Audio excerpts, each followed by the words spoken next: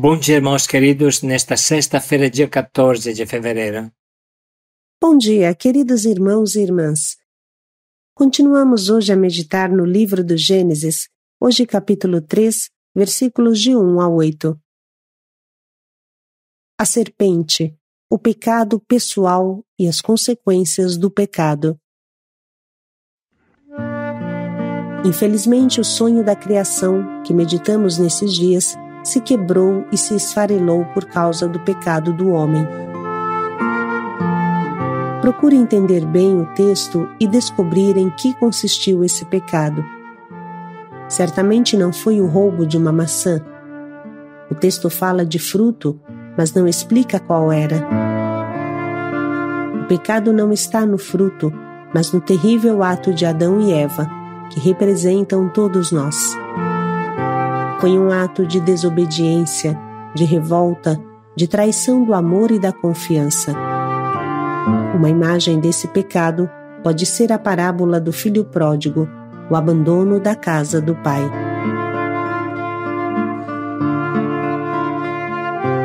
Do livro do Gênesis.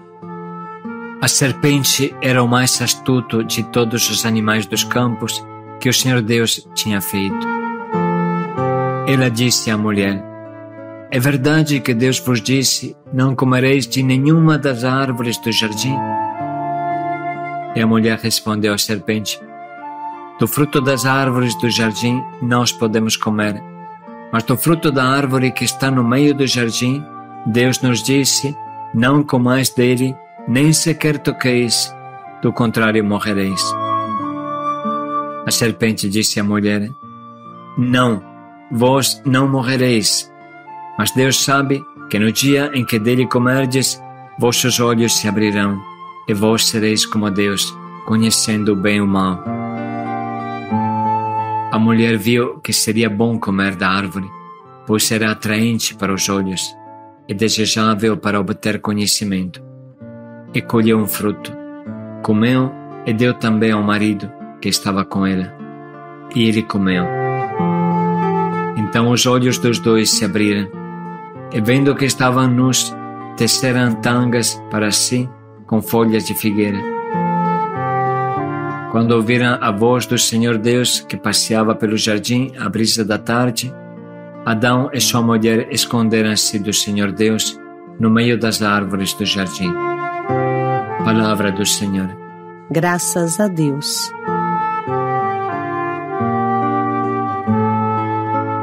Começaremos hoje a nossa reflexão com as palavras simples e profundas do nosso Papa Bento XVI para enquadrar bem o problema. Assim ele diz: nos primeiros capítulos do livro do Gênesis, encontramos duas imagens significativas: o jardim com a árvore do conhecimento do bem e do mal e a serpente. O jardim nos diz que a realidade em que Deus inseriu o ser humano não é uma floresta selvagem, uma mata fechada, mas um lugar que ele protege, nutre e sustenta. E o homem deve reconhecer o mundo não como propriedade a assolar e explorar, mas como dádiva do Criador, sinal da sua vontade salvífica, dom a cultivar e conservar, e fazer crescer e desenvolver no respeito e na harmonia, segundo os seus ritmos e sua lógica, segundo o desígnio de Deus. Esta é a natureza. Depois, continua Papa Bento XVI, a serpente é uma figura que deriva dos cultos orientais da fecundidade, que fascinava Israel e constituía uma tentação constante de abandono da aliança com Deus.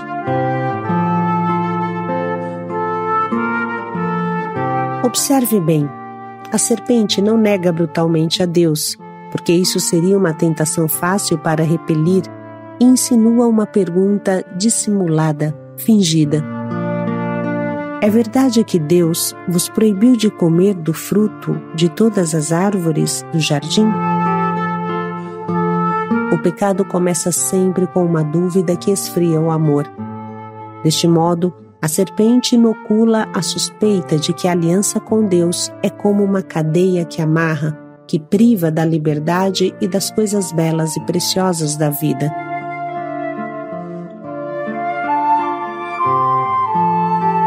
Trata-se do que normalmente chamamos de dúvida diabólica, ou seja, algo falso injetado como um veneno.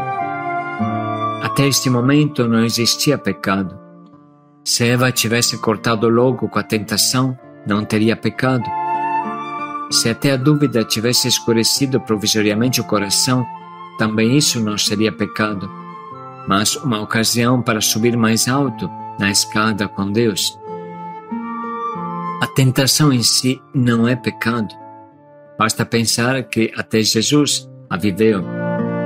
E foi o próprio Espírito Santo que conduziu Jesus ao deserto para ser tentado, diz a palavra. A tentação, portanto, é como um degrau que se apresenta à minha frente. Eu posso vencê-lo e automaticamente me encontro num degrau superior, mais perto de Deus. Ou eu posso bater no espelho do degrau e precipitar escada abaixo. A escolha é minha.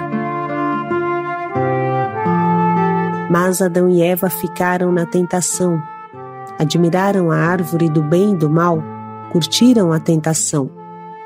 Isso já é mal, isso embaça a vista, confunde, tira as forças. A simples ação de tirar os olhos de Deus e colocá-los no mal já é mal. Dessa forma, a tentação adquire força. Continua Papa Bento XVI. Aparece a vontade de construirmos sozinhos o mundo no qual vivemos, de não aceitarmos os limites de sermos criaturas, os limites do bem, do mal e da moralidade. A dependência do amor criador de Deus é vista como um peso do qual libertar-se. Este é sempre o eixo da tentação.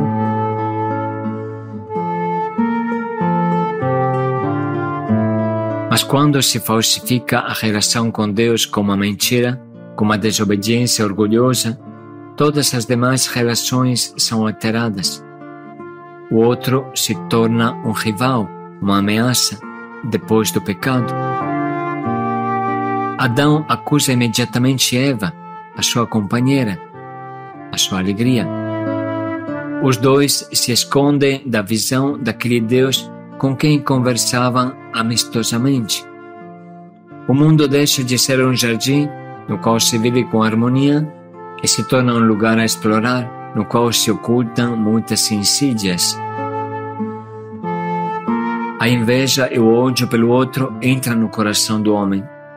Por exemplo, Caim, que mata o seu próprio irmão Abel. Indo contra o seu Criador, na realidade, o homem vai contra si mesmo, renega a sua origem, renegando assim a sua verdade.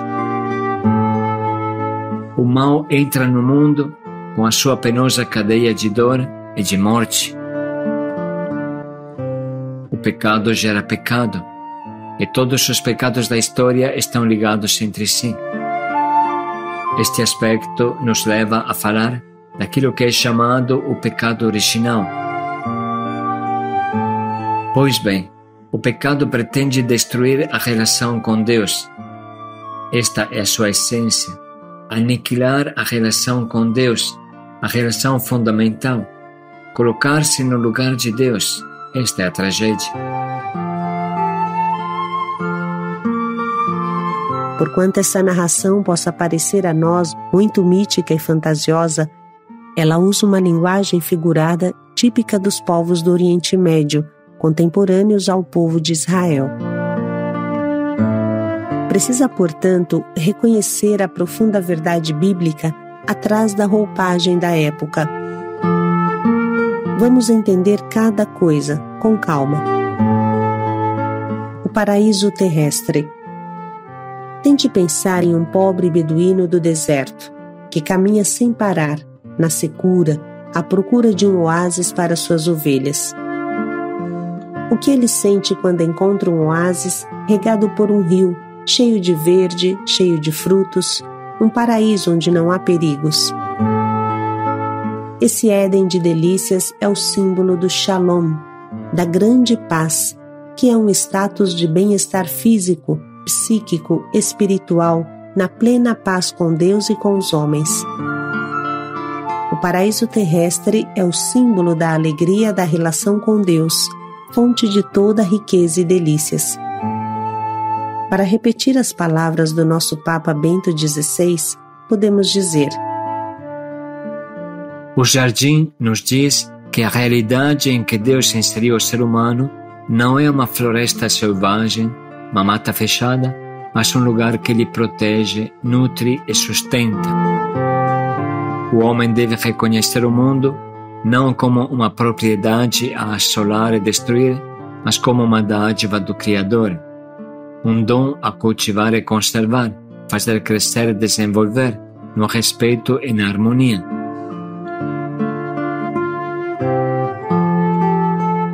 A árvore da vida. O nome dessa árvore diz tudo. Quem dela se alimenta tem a vida. Definia a Torá como árvore da vida, e a tradição cristã vê com clareza que Jesus é essa árvore da vida. Quem possui o Filho possui a vida. Quem não tem o Filho de Deus não tem a vida.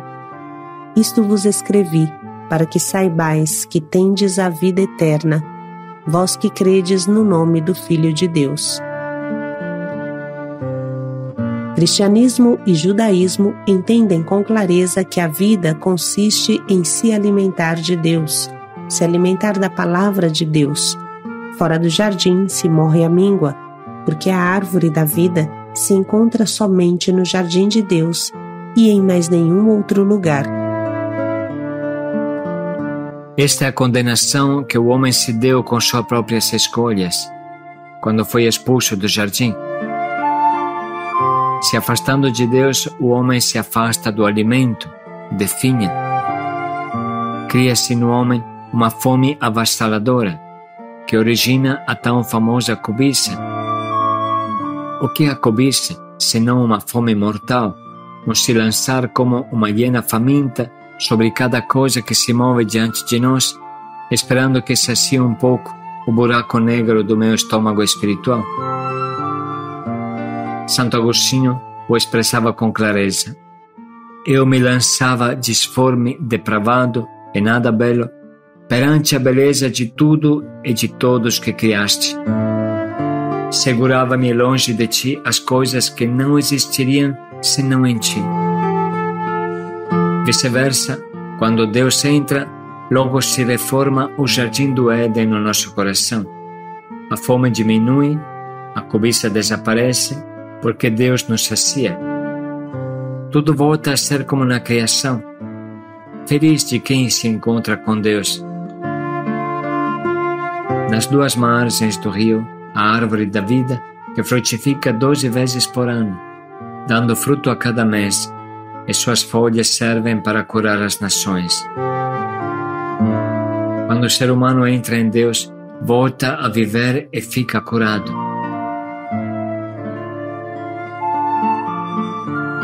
A árvore do bem e do mal. Essa árvore é misteriosa e claramente simbólica. Podemos nos perguntar: como é que o homem pode comer e deve comer da árvore da vida e, pelo contrário, não pode comer dos frutos da árvore do bem e do mal, do conhecimento do bem e do mal? Antes de mais nada, precisa colocar em destaque que com essa árvore surge a primeira proibição da história. Trata-se de uma ordem, algo que coloca em destaque a dimensão da obediência, algo que lembra ao homem que não foi ele quem criou tudo, não foi ele a origem de tudo, não é ele o Deus Criador. A proibição em si diz claramente que existe alguém que tem o direito de mandar em nós, porque é nosso Pai, fonte da nossa vida. É bom nessa altura lembrar que a palavra obediência vem do latim ob audire, que significa ouvir com todo empenho, todo interesse, com toda a nossa atenção. Podemos lembrar também que na Bíblia a palavra Shema Israel, escuta Israel, é o esqueleto fundamental da espiritualidade de Israel, que continuamente repete: Shema Israel, Adonai Eloheinu, Adonai Echad. Escuta, Israel, o Senhor é um, o Senhor é o teu Deus. Portanto, irmãos, esta obediência vem como um aconselhamento da nossa mãe, do nosso pai. Não pegue este caminho, porque você vai se dar mal. Escute seus pais.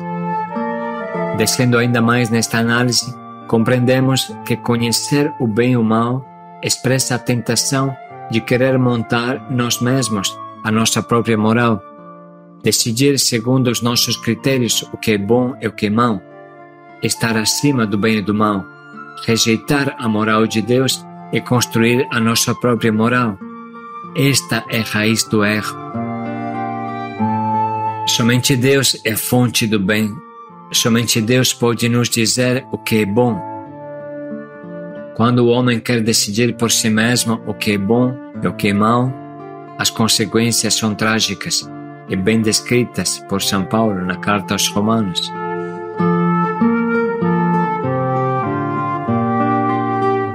O fruto proibido. Explicando a árvore do conhecimento do bem e do mal, explicamos também os seus frutos, mas vale a pena aqui fazer uma simples colocação, esclarecer um equívoco banal que dura há séculos. O pensamento que esse fruto seja uma maçã. Em lugar nenhum da Bíblia se fala de maçã como fruto proibido. Isso vem somente das historinhas e desenhos infantis, sem discernimento. O fruto da árvore do conhecimento do bem e do mal é algo bem mais trágico e menos gostoso do que uma maçã. Comer o fruto proibido significa se considerarem deuses, detentores do bem e do mal, seres que não devem responder a ninguém sobre seus atos. Comer o fruto proibido significa se alimentar de sua própria soberba cega. Aquele que pretende construir a sua própria moral, separada da moral de Deus, está se separando da fonte da vida. Eu penso isso e não me interessa o que Deus pensa. Deus pode até existir, mas eu tenho outros interesses. Eu decido o que é bem e o que é mal. Eu sou o Deus de mim mesmo. Esse é o sentido de comer o fruto proibido. Morder o fruto proibido tirou o gosto de todos os outros frutos do jardim. Muito devemos refletir sobre isso.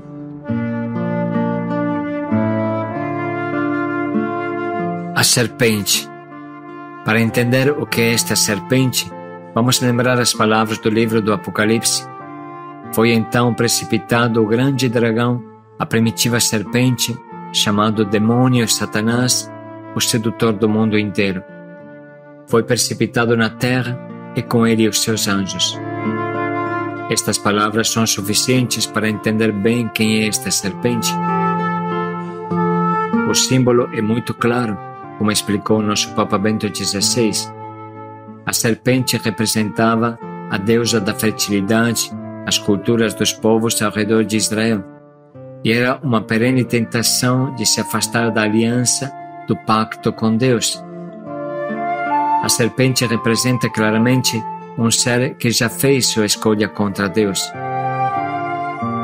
No princípio tudo era bom, inclusive este ser, porque toda vida que sai de Deus é boa. Mas este ser, o diabo fez a sua opção. De fato, este ser aparece na vida do homem como inimigo de Deus, alguém que mente ao abrir a boca e quer arrastar os outros, os homens, no seu inferno interior, no seu inferno de erro. Irmãos, era importante definir bem o significado de cada coisa, e agora, com esta clareza, vamos ouvir de novo o trecho de hoje. A serpente era o mais astuto de todos os animais dos campos que o Senhor Deus tinha feito. Ela disse à mulher: É verdade que Deus vos disse: não comereis de nenhuma das árvores do jardim?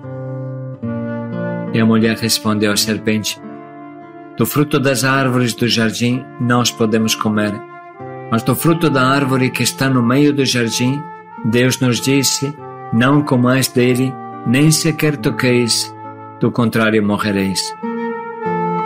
A serpente disse à mulher: não, vós não morrereis, mas Deus sabe que no dia em que dele comerdes, vossos olhos se abrirão, e vós sereis como Deus, conhecendo o bem e o mal. A mulher viu que seria bom comer da árvore, pois era atraente para os olhos e desejável para obter conhecimento. E colheu um fruto, comeu e deu também ao marido que estava com ela, e ele comeu. Então os olhos dos dois se abriram, e vendo que estavam nus, teceram tangas para si com folhas de figueira. Quando ouviram a voz do Senhor Deus que passeava pelo jardim à brisa da tarde, Adão e sua mulher esconderam-se do Senhor Deus no meio das árvores do jardim.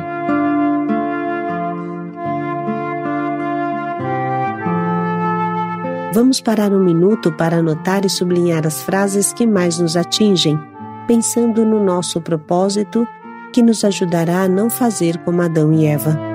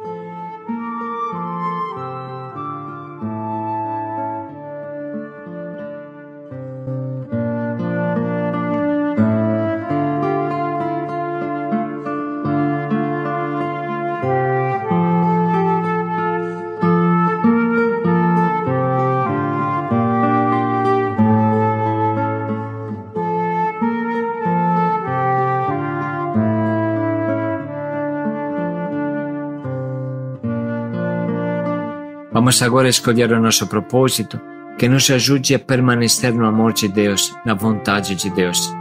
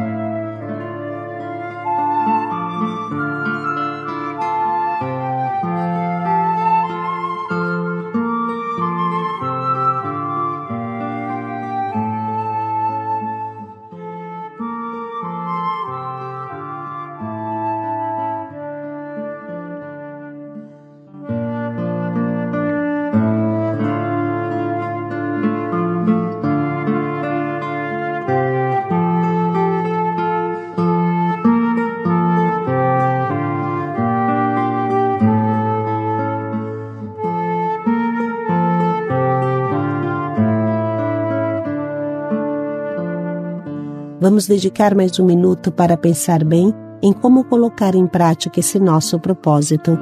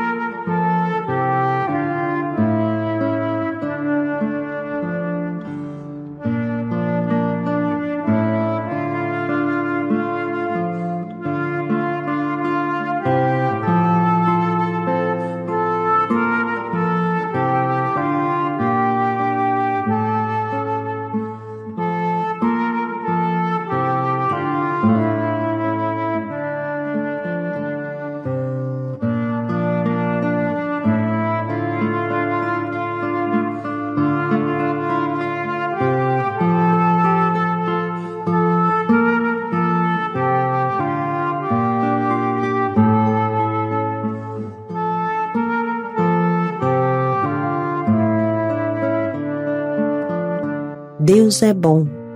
Paz e alegria a todos. Não viremos as costas ao seu amor. Paz e alegria a todos.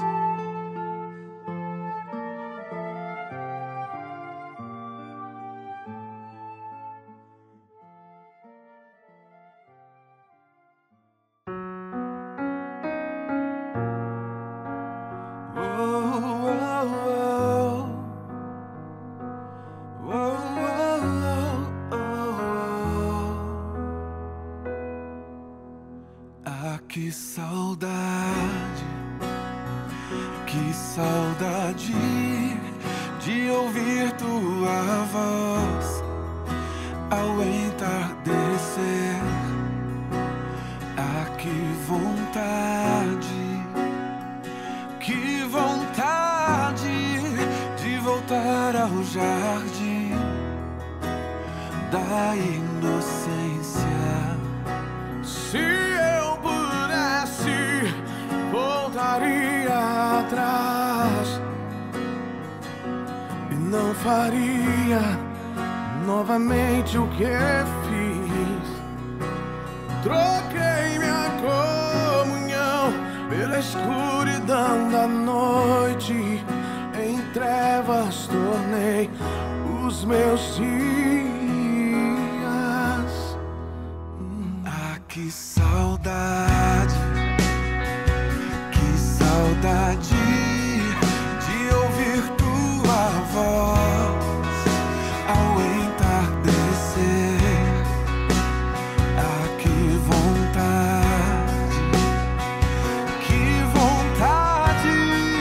de voltar ao jardim da inocência. Se eu pudesse, voltaria atrás e não faria novamente o que fiz. Troquei minha comunhão pela escuridão da noite, em trevas tornei os meus dias. Ah, que vontade de andar contigo pelo jardim da viração do dia, pegar em tuas mãos e voar pela imensidão da terra e te adorar. Ah, que vontade de dizer a ti tudo que eu aprendi nesse jardim da inocência. Jardim da inocência.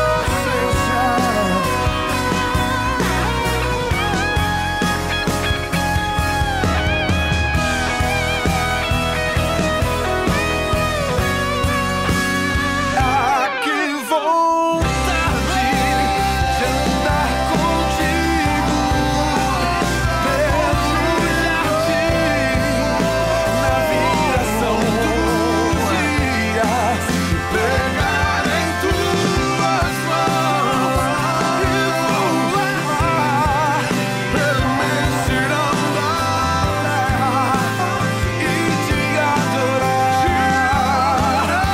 Ah, que vontade de dizer a ti tudo que aprendi nesse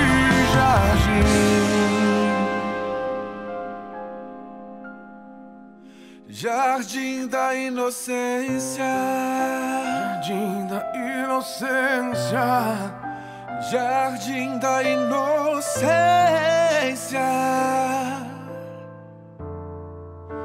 Jardim